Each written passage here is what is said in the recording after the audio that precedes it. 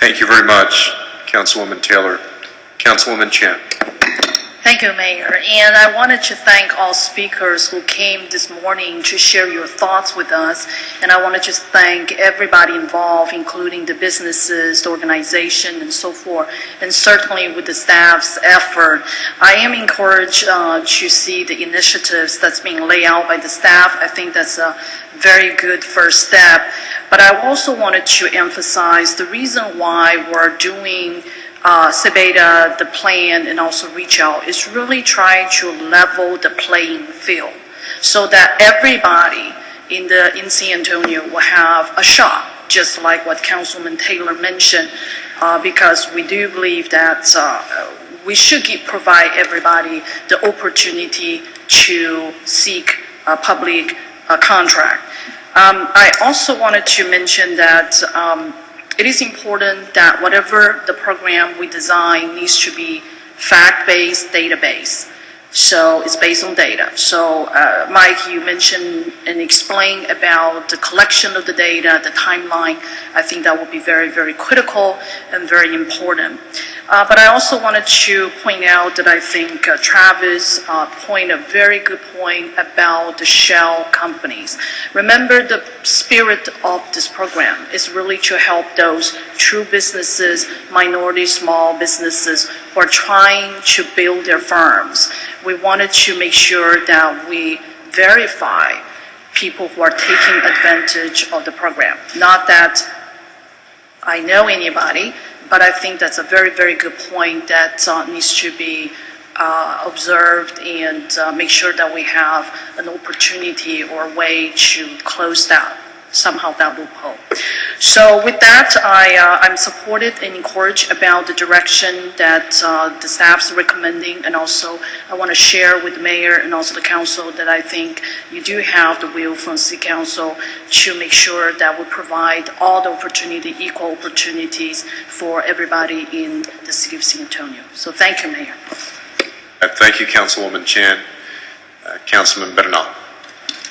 Thank you very much, and of course I'd like to echo the comments of my council colleagues, and of course to thank everybody for coming out. I want to make a couple of statements about what we're doing here. We recognize that a lot of times the city overall responds to something that is a moment. A lot of our ordinances, in many cases, are a response to something.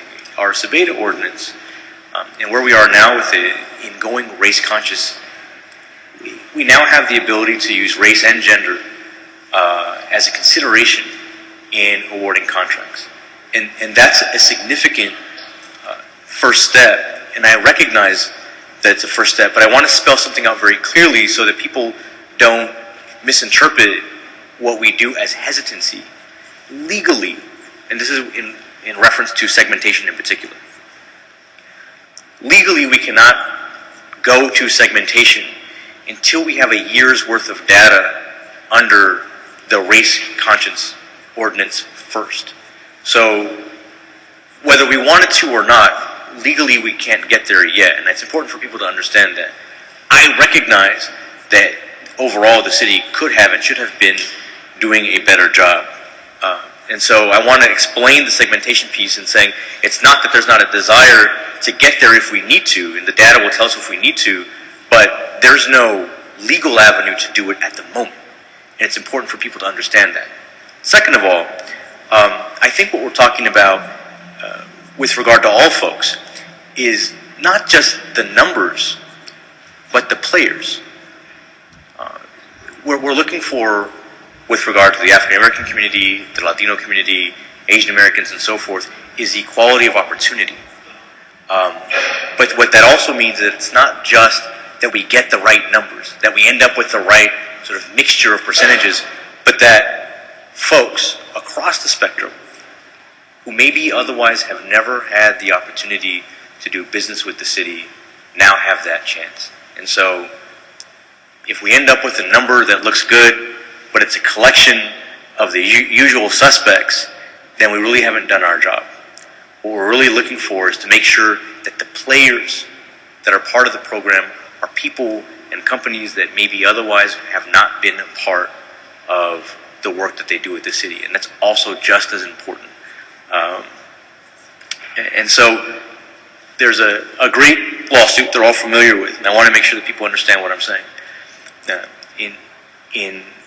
People don't know this, but in Brown versus Board of Education, there were two decisions. The first decision, the Warren court said, look, separate but equal is not the same. You've got to desegregate the schools. And they said that they had to do it with all deliberate speed. And what happened is that didn't happen fast enough.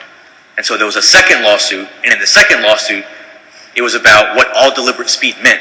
And the challenge was, you're not doing it fast enough. You're dragging your feet. You've got to move faster. And then it happened right away.